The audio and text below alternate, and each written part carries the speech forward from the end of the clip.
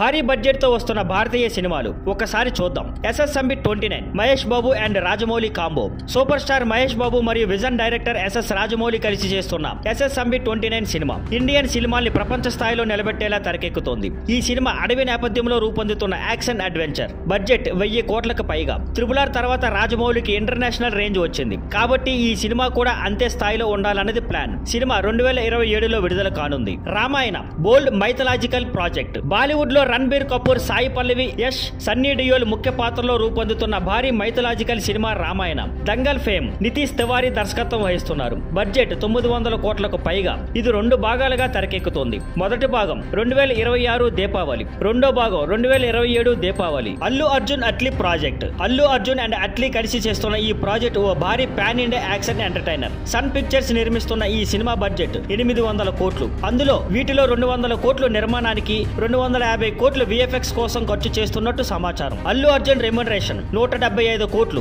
లాభాల్లో వాటా. అట్లీ రెమ్యునరేషన్ 100 కోట్లు, లాభాల్లో వాటా. సినిమా షూటింగ్ ఈ ఆగస్టులో మొదలవనుంది. ఈ 3 సినిమాలు భారీ బడ్జెట్, స్టార్డమ్, విజువల్ ఎఫెక్ట్స్ తో ఇండియన్ సినిమాను మరో లెవెల్ కి తీసుకెళ్లే ప్రయత్నాలు చేస్తున్నాయి.